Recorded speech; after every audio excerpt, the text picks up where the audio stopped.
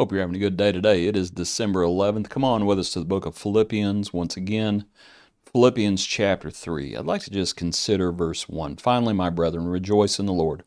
For me to write the same things to you is not tedious, but for you it is safe. And just out of curiosity, I didn't do this before. I don't know what the other translations are there for you. To write the same things as ESV, for me to write the same things to you is no trouble to me and is safe for you. New American Standard, no trouble. King James, does not grieve us, but for you it is safe. And then back to the New King James. I was just thinking about the idea of repetition, and sometimes brethren can talk about how preachers repeat themselves. And as a preacher, I repeat myself, and sometimes I don't realize I'm doing it, and probably need to be called out on it. But other times I know full well I'm doing it. And here Paul says, I'm writing the same things to you. For me to write the same things to you, it's not tedious, but for you it is safe.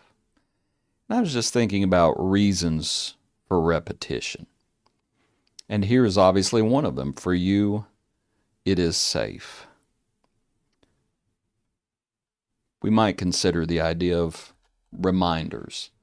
Sometimes we can just forget or neglect. Probably neglect is a better word than just forget.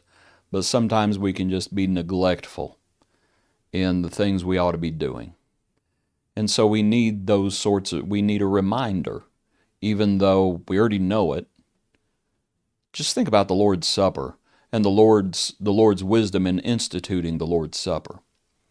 That on the first day of every week, we come together to break bread, and we examine ourselves, and we proclaim the Lord's death until He comes, remembering the covenant. Did you suddenly forget that Jesus died on Saturday night? Did you suddenly forget the sacrifice on Saturday night? So I think it'd be easy to say, well, what do we need the remembrance for on Sunday? Well, in the Lord's wisdom, He thought we needed it. We needed to remember it. And it's easy to be neglectful. And then all of a sudden, maybe we don't remember things like we should on Saturday night. So, remembrance. Another reason for repetition is persistence. The persistent widow who came to the judge continually. Paul praying 3 times.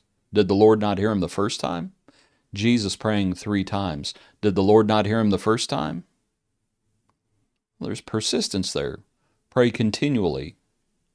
That idea, the Lord does not want us to give up. That was the whole reason of the persistent widow parable, that the Lord taught that men always ought to pray and not lose heart.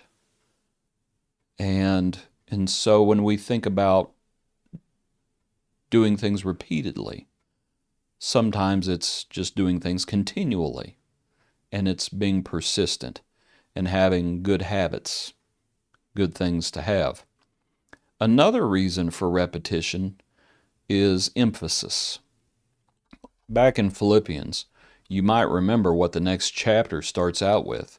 It's when those 2 women are having trouble. They're at odds with one another, don't know what it's about, doesn't really matter, but they're at odds with one another, and Paul says, verse 4, rejoice in the Lord always.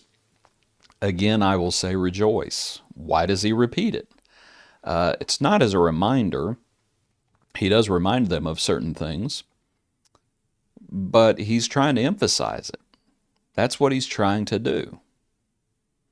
And it needed to be emphasized. And a lot of times that's why we repeat things. We want to emphasize a point. And so that's not a bad thing. Another reason to repeat oneself is to ensure understanding. When Peter was up on the rooftop of Simon the tanner's house and the sheet comes down and all sorts of 4-footed animals and critters and whatnot, and the Lord said, rise, Peter, kill and eat. The Lord doesn't say this is about the Gentiles. He never says it's about the Gentiles. Peter has to reason it through himself. But the sheet comes down, the voice comes, rise Peter, kill and eat. And then the same thing happened 2 more times. Why did it happen 2 more times?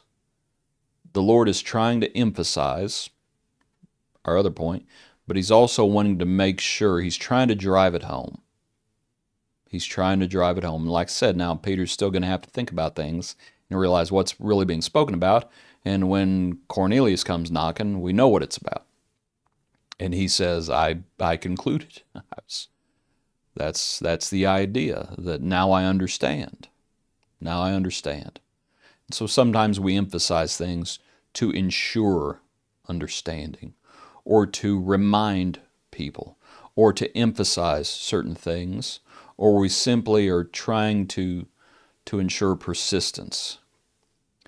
And so Paul says, for me to write the same things, it's not tedious, but for you, it is safe. So let's not kick against those goads. Let's not turn a deaf ear just because we may have heard a sermon before. We may need to hear it again. Appreciate you. Hope you have a good day. Join us tomorrow for another brief look into God's Word.